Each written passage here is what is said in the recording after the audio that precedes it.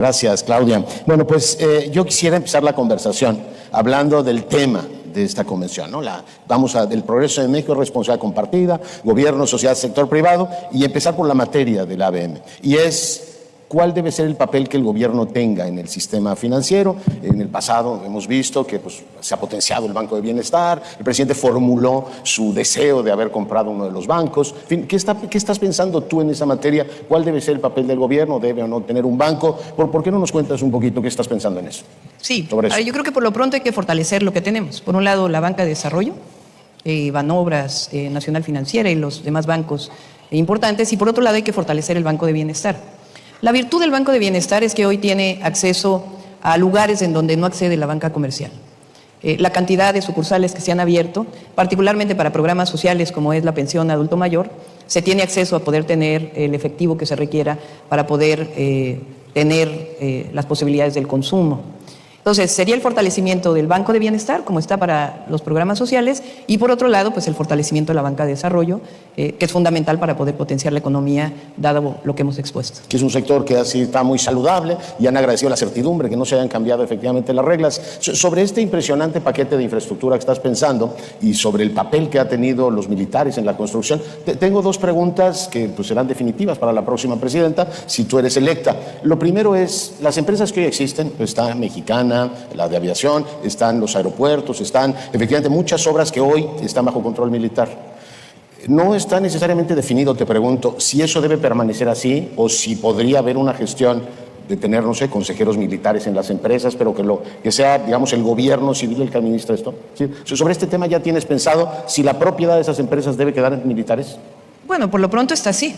Hay que mantenerlo de esa manera, valorarlo cómo está funcionando y en todo caso cambiar la situación. Pero así como está, por lo pronto hay que mantenerlo. De momento sí. Hay también un señalamiento por parte de la industria de la construcción que en los últimos meses ha tenido un crecimiento enorme, de que el presidente López Obrador ha descansado mucho la construcción en ingenieros militares, dejando de lado a los privados. De manera más amplia te pregunto, ¿qué opinas de la colaboración público-privada en la edificación de infraestructura? ¿Debe ser la norma? ¿Debe ser la excepción? Claudia. Sí, a ver, yo no creo que se haya dejado de lado a las empresas de la construcción. Yo creo que ha sido tan acelerado el crecimiento de la construcción en estos 6 años y particularmente en los últimos 3 años, que ha habido la participación de las empresas privadas, caso Tren Maya, y además el apoyo de la Secretaría de la Defensa Nacional, porque más que el Ejército es la Secretaría de la Defensa Nacional y los ingenieros militares. No podría haberse construido lo que se ha construido hasta ahora si no hubiera sido por la conjunción de ambos en el desarrollo del Tren Maya o del interoceánico. En términos de las asociaciones público-privadas o de ese esquema, de esa herramienta para el desarrollo de infraestructura, me parece que es una opción. Sin embargo, creo que hasta ahora esa opción ha tenido costos muy altos. Entonces, tiene que revisarse, como se ha revisado. Hay varios ejemplos que requieren necesariamente revisarlos porque finalmente es el recurso público, aunque sea una asociación público-privada, es el recurso público el que se va entregando cada año para la operación de un privado, de un servicio público. Entonces, se requiere revisar en todo caso los costos de un esquema de este tipo. ¿Lo valorarías? El video de tu vida que está en su página, le recomiendo si alguien no lo ha visto, que lo vea y recuerda el segundo piso que te pidió el entonces jefe de gobierno capitalino, siendo ella la secretaria de Medio Ambiente. Ese modelo se hizo con recursos públicos, fiscales, y al presidente le gusta mucho repetir que las obras públicas, las emblemáticas, se hacen con recursos fiscales. Veo que tú tienes una, digamos, visión combinada. Bueno, por ejemplo, en la Ciudad de México, nosotros destinamos cerca de 179,000 millones de pesos a infraestructura.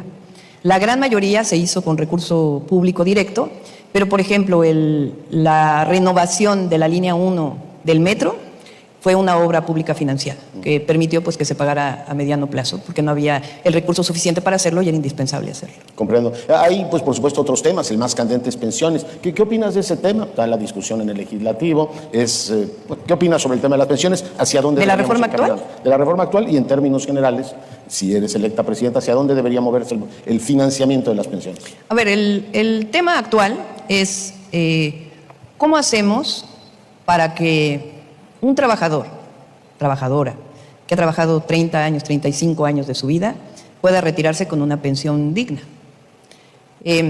La reforma del 97 y del 2007 hacen que las pensiones sean muy pequeñas, incluso un recurso que se puede otorgar que no garantiza la posibilidad de una vida posterior. Entonces está planteando mejorar ese sistema de pensiones. ¿De dónde sale el recurso? De un fondo de pensiones que está realizando el presidente, y una parte de ese financiamiento viene de pensiones que no se han recuperado, reconocido después de, creo que son 6 años, y que van al fondo de pensiones. Lo demás, las afores como están, no se van a tocar. Eso no se va a tocar. No, no se va a tocar. Digamos, eso resuelve el problema de hoy por hoy, pero digamos, ¿cómo hacer Es de largo sostenible el plazo. modelo? O sea, la idea es que, por ejemplo, la reforma de pensiones que se hizo en el 97, un trabajador que entró a trabajar en el 97, pues se va a jubilar en el 2027. Entonces, para ese trabajador que se jubile en el 2027, se mejoraría su pensión a una pensión que pudiera ser equivalente al salario medio del IMSS, si es menor que o de ese nivel. Si es de los otros niveles, pues ya es al porcentaje equivalente que tendría. Y el fondo de pensiones permite más o menos mantener para los próximos 10 años. Y después de eso, pues ya trabajar junto con el sector privado para ver cómo mejora la condición. Hubo una primera reforma de pensiones en donde participaron la mayor parte de los empresarios. Yo siempre he dicho que las decisiones más importantes de la economía nacional, del presidente de la República, se han tomado por consenso. El aumento del salario mínimo se tomó por consenso. La redefinición del outsourcing se tomó por consenso. Los cambios laborales se tomaron por consenso. Cuando vino la inflación derivada de la guerra en Ucrania, no hubo un gobierno que dijera vamos a poner precios fijos para estos productos, sino que hubo una reunión con los principales comercializadores de productos de la canasta básica y hubo un acuerdo para que la canasta básica no subiera. Entonces, desde mi perspectiva, eso es lo que hay que seguir haciendo. El aumento al salario mínimo, que creo que tiene que seguir aumentando, pues hay que ponernos de acuerdo entre todos a dónde tiene que subir. Yo pienso que deberíamos llegar a que el salario mínimo tuviera al menos 2.5 de la canasta básica. ¿Cómo llegar cada año? Pues es algo que tenemos que tomar por consenso, no es una decisión autoritaria decir así tiene que ser. Cualquier cambio que pudiera haber en términos de las pensiones también hay que sentarse para poder platicarlo. Entonces yo creo que si así ha funcionado en este momento, es un esquema en donde debemos de seguir trabajando de manera conjunta para ponernos de acuerdo sobre el futuro, porque finalmente todos queremos la prosperidad compartida, que los trabajadores y trabajadoras mexicanas cada vez vivan mejor. Entonces, ¿cómo hacemos eso para que haya mejores salarios, para que haya acceso a la vivienda, para que haya infraestructura? Pues es algo que evidentemente una parte le corresponde al gobierno, pero cuando hay afectación o significa una decisión con empresarios, con bancos, pues hay que tomarla conjuntamente. El consenso muy interesante. También el TEMEC se aprobó por unanimidad, sí, que es un elemento que hoy nos da también mucha estabilidad. Está en la prensa económica y pues todo el mundo habla de eso. Además, tú ya perfilaste quién te gustaría que fuera tu secretario de Hacienda en el primer tramo. Creíble, factible la consolidación fiscal el año próximo. ¿Cómo manejarías ese tema? Hace un momento dijiste algo para mí tremendamente interesante. En caso de que haya una reforma fiscal, podría ser, y nos lo acabas de repetir, por consenso. Me encantaría que me hablas de los dos temas, Claudia. Sí, a ver, por lo pronto no estamos pensando en ello. ¿La reforma fiscal? Sí. Pienso que todavía hay oportunidades de incremento en el ingreso. Hablé de dos temas. Uno es la digitalización y la simplificación del pago de impuestos para las personas físicas y morales, que disminuya tiempos en el SAT y en otras instituciones de la República, como Secretaría de Economía, por ejemplo.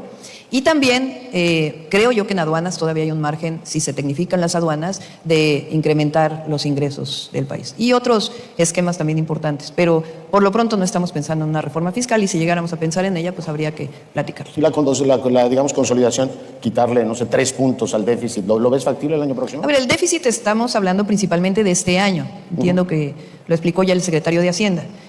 Tomó una decisión el presidente de pagar la gran mayoría de las grandes obras estratégicas, yo les llamo grandes obras estratégicas más que obra pública, este año. Entonces no es que vamos a cargar el déficit para los siguientes años, sino que este año es particular y los próximos años evidentemente tenemos que tener una disminución del déficit y regresar al 3%, exactamente. El tema de aduanas se quejan mucho los empresarios, me parece que es un desastre en algunos puntos y de migración ya no te cuento. ¿Qué tienes pensado sobre este tema? Es que hay que tecnificar. Las aduanas tienen algunos problemas que han disminuido, pero todavía tienen algunos problemas. Por ejemplo, largos tiempos de espera, no solamente en los puertos, sino también en el cruce fronterizo a los Estados Unidos. Hay veces que son largas horas o incluso días para poder pasar por también temas que hay que trabajar con los Estados Unidos. Entonces, yo estoy convencida que tecnificando, que hay una parte que se está haciendo ahora de compra de cámaras en las aduanas, Tecnificando va a permitir disminuir los tiempos y al mismo tiempo poder recaudar más, dado que hoy pues, la revisión pues, en muchos casos es manual.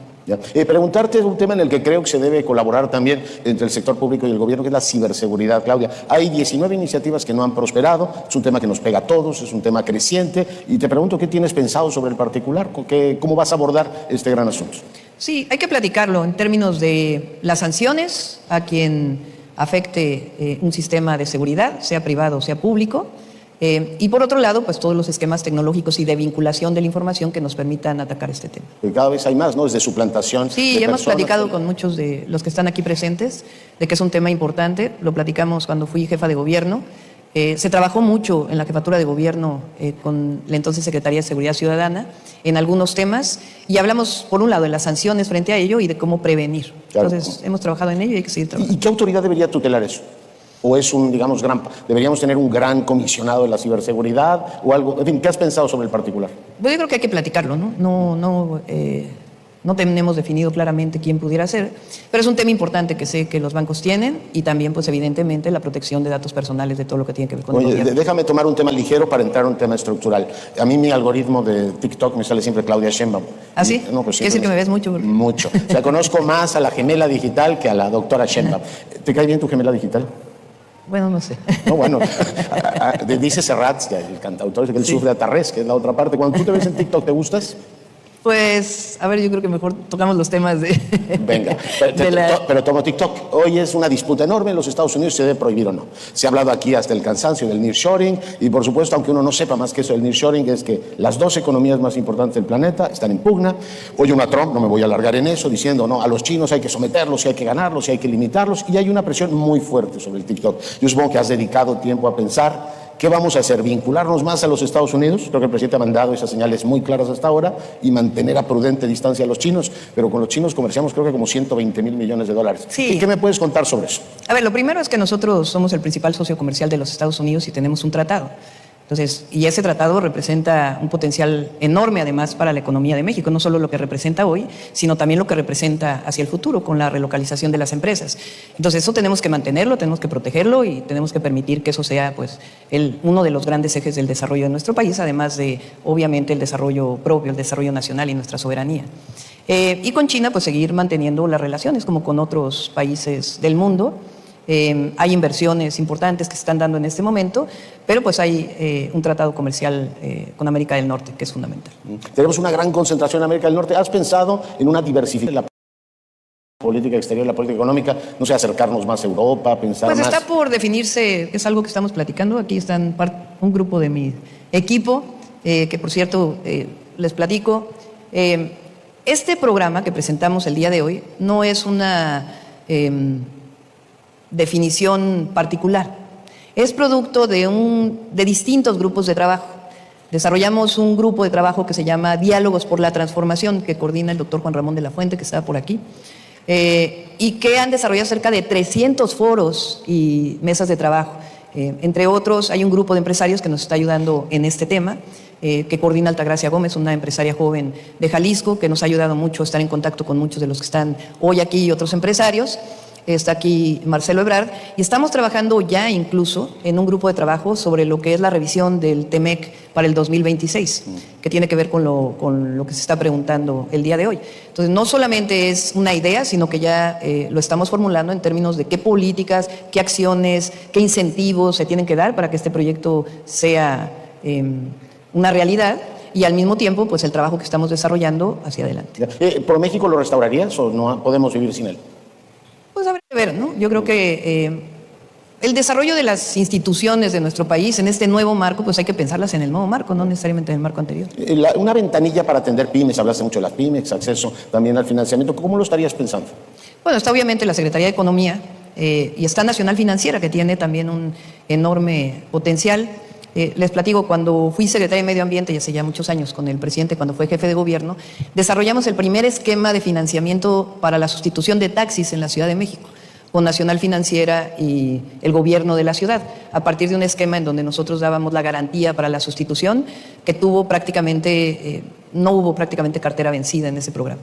Entonces, Nacional Financiera tiene que desarrollarse y además Eso es algo que hemos platicado en otras ocasiones donde nos hemos visto. La banca comercial también tiene que entrar a financiar a la mediana y a la microempresa, porque está hoy dedicado a un sector y tiene la suficiente capitalización para también conjuntamente entrar al financiamiento de la micro y mediana, que son quienes realmente generan los grandes empleos en el país. Es muy interesante, les decía ver el video de la doctora Sheinbaum, porque la conoce uno más, intelectualmente ya viene el 68, del liceo. Ahora veía que la señora Matsukato, que es muy influyente en muchos sectores, ahora es asesora de Petro, ¿no? Y lo asesora sobre el papel que debe tener el Estado en materia económica y cómo potenciar más sus cosas. Digamos, en la tradición intelectual de Claudia Sheinbaum, ¿quiénes son así las personalidades que más te han influido, Claudia? Bueno, pues, digamos, en este tema,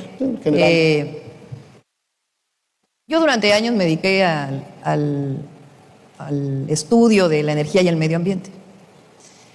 En las épocas donde yo estudié, y además creo que ahora es uno de los grandes proyectos hacia adelante en términos energéticos, la visión era, ¿para qué necesitamos la energía?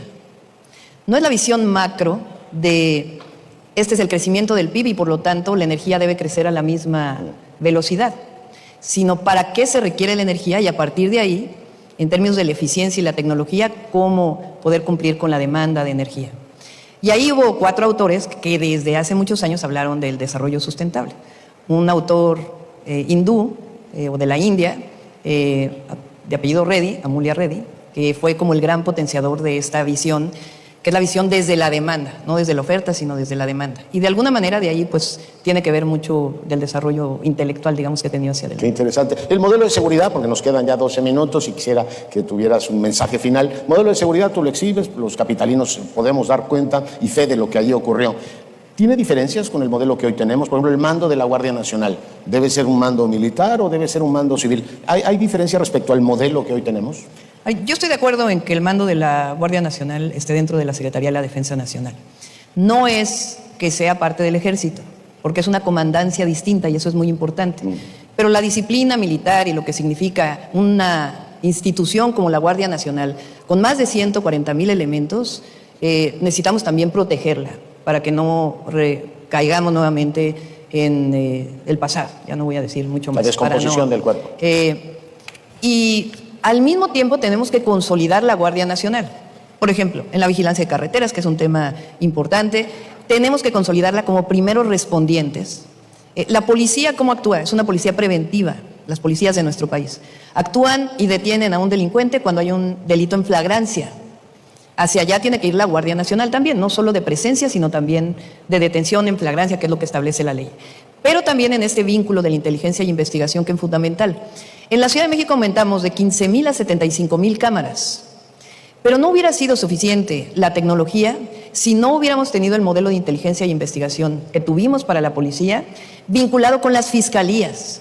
Porque quien hace las carpetas de investigación para presentarlas ante un juez para detener a un delincuente es la Fiscalía de Justicia de los Estados o la Fiscalía General de la República. Entonces, estamos hablando de una Guardia Nacional consolidada, pero también la coordinación con las fiscalías y con el Poder Judicial. Claro. El órgano o el sistema de inteligencia que planteas, ¿de quién dependería? Tendría que depender de la Secretaría de Seguridad Ciudadana. Secretaría de Seguridad. Sí, hoy el CNI depende de la Secretaría de Seguridad Ciudadana. Está en un bando civil, pero tiene que haber una coordinación de las distintas inteligencias e investigación para poder hacer carpetas de investigación con la Fiscalía y detener delincuentes. Ya. Ha habido mucha discusión sobre el tema del mando de la Guardia Nacional, ya no lo dejaste claramente. Hay gente que dice que deberíamos movernos, ya que vamos a tener mujer presidenta, también a mandos militares presidentes o a lo mejor mandos civiles en defensa. ¿Sobre este tema has pensado algo, Claudia? Sí, creo que por lo pronto tiene que haber mandos militares en la Secretaría de la Defensa Nacional y esperemos que pronto haya generales de división mujeres, porque por lo pronto son solamente hombres los generales de división. Una discusión también en el ámbito muy especializado ha sido el tema de la UIF y las reuniones. Vino la señora Yellen, hace poco vimos a Llorio también hablando con su contraparte. Hay preocupación por la fortaleza económica de los cárteles o de las organizaciones criminales. Sobre ese tema, ¿qué has pensado? Yo creo que son dos temas. Uno, hay que tener obviamente una política en torno a la delincuencia organizada, y que tiene que ver, en efecto, se han cancelado muchas cuentas de la delincuencia organizada ahora, porque es importante esta idea de que la política del presidente es abrazos, no balazos, dice la Secretaría de Seguridad Ciudadana, eso no quiere decir que estemos cruzados de brazos. Y si ustedes ven cada 15 días el informe del presidente sobre seguridad, el primer tema se llama cero impunidad. Entonces, por eso son los dos brazos, atención a las causas y al mismo tiempo la cero impunidad, que tiene que ver con que un delito que se cometa pues tiene que ser sancionado penalmente de acuerdo a nuestro sistema penal acusatorio y los códigos penales estatales y a nivel federal. Pero para la delincuencia organizada, evidentemente, pues hay que seguir trabajando sobre el tema del dinero y tener la política de inteligencia criminal que nos permita disminuir la impunidad. Tú has hecho tu carrera política con el presidente, tú eres investigadora en la universidad, el presidente te convoca y eres secretaria. Ahora eres la candidata de Morena, bueno, de la coalición. ¿Qué herencia te deja el presidente? O sea, cuando tú ves ahora el umbral de poder ser electa presidenta, te deja pues un discurso muy potente, te deja una aura personal muy fuerte, pero te deja para un país, él tiene muy buenos resultados en lo económico, en seguridad más o menos, en fin, la herencia presidencial. ¿Cómo gestionar a López Obrador, Claudia? Bueno, ustedes saben que nosotros hemos caminado con el presidente López Obrador muchísimos años y para nosotros pues es un gran presidente. Es un hombre muy querido por el pueblo de México y que además este modelo económico que ha generado en nuestro país es único en el mundo. Significa estabilidad económica y financiera o macroeconómica, una disciplina quizá mayor que la de los gobiernos anteriores en términos del manejo de la deuda, la autonomía del Banco de México, la responsabilidad en términos del gasto y al mismo tiempo potenciar el mercado interno disminuyendo las desigualdades y la pobreza. O sea, salieron de la pobreza con todo y la pandemia 5 millones de mexicanos y mexicanas. Y la solidez y la estabilidad económica de México no solamente, porque algunos lo ponen como que es un tema internacional, no, tiene que ver con el manejo de las finanzas públicas, la disciplina financiera y fiscal y al mismo tiempo este modelo de prosperidad compartida. El presidente le llama por el bien de todos primero los pobres. Muchos hablamos de prosperidad compartida, es lo mismo. No podemos hablar de prosperidad en un país si la prosperidad se queda en unos pocos. La prosperidad tiene que llegar a todos los mexicanos y mexicanas. Y este desarrollo del mercado interno de nuestro país a partir de la distribución de los recursos y del aumento del salario, que ha sido muy importante, creo que todos están de acuerdo en ello, pues ha generado también esta estabilidad económica de México. Entonces nos deja un gran legado, nos deja además obras estratégicas muy importantes que son de visión de largo plazo para el país y por supuesto el cariño que le tiene el pueblo de México al presidente. Tú hablas en uno de los puntos de hacer una república fraterna. ¿Tú ves que después de las elecciones, el nivel de polarización que tenemos, este país se reconcilie y trabaje juntos, o trabajemos juntos en una misma línea, Claudia? Sí, a ver, sobre el tema de la polarización, yo lo que he dicho es, veamos cómo le ha ido a los bancos. Le ha ido muy bien en estos 6 años, a pesar de la pandemia, producto del trabajo de los bancos, pero también de la situación económica del país. Veamos cómo le ha ido a la gran mayoría de los empresarios y empresarias de México. Les ha ido bien. Y al mismo tiempo, al que menos tiene, también le ha ido bien. Antes la división social era mayor, ahora ha disminuido las desigualdades y la pobreza. Sí. Entonces puede visualizar la polarización de manera distinta. Ahora, ¿qué pienso yo hacia adelante? Creo que el diálogo es fundamental, como lo ha habido hasta ahora. Habrá algunas cosas en las que a lo mejor no estemos de acuerdo, pero es consustancial a la democracia. Lo importante es poner enfrente en todo lo que estamos de acuerdo y seguir trabajando en este momento histórico que tiene nuestro país de potencial del desarrollo, y digo desarrollo, no de crecimiento económico, de desarrollo con bienestar y sustentabilidad para poder aprovechar los próximos 6 años en donde la gran mayoría de los mexicanos y mexicanas, o todos los mexicanos y mexicanas, puedan salir adelante. Claudia, ha sido un placer, por supuesto, Gracias. Conversar contigo. Te dejo 3 minutos para que mandes un último. ¿Cómo hacemos para que un trabajadora, que ha trabajado 30 años, 35 años de su vida, pueda retirarse con una pensión digna? La reforma del 97 y del 2007 hacen que las pensiones sean muy pequeñas, incluso un recurso que se puede otorgar que no garantiza pues, la posibilidad de una vida posterior. Entonces está planteando mejorar ese sistema de pensiones. ¿De dónde sale el recurso? De un fondo de pensiones que está realizando el presidente, y una parte de ese financiamiento viene de pensiones que no se han recuperado, reconocido después de, creo que son 6 años, y que van al fondo de pensiones. Lo demás, las afores como están, no se van a tocar. Eso no se va a tocar. No, no se va a tocar. Digamos, eso resuelve el problema de hoy por hoy, pero digamos, ¿cómo hacer es de largo sostenible el plazo. modelo? O sea, la idea es que, por ejemplo, la reforma de pensiones que se hizo en el 97, un trabajador que entró a trabajar en el 97, pues se va a jubilar en el 2027. Entonces, para ese trabajador que se jubile en el 2027, se mejoraría su pensión a una pensión que pudiera ser equivalente al salario medio del IMSS, si es menor que o de ese nivel. Si es de los otros niveles, pues ya es al porcentaje equivalente que tendría. Y el fondo de pensiones permite más o menos mantener para los próximos 10 años. Y después de eso, pues ya trabajar junto con el sector privado para ver cómo mejora la condición. Hubo una primera reforma de pensiones en donde participaron la mayor parte de los empresarios.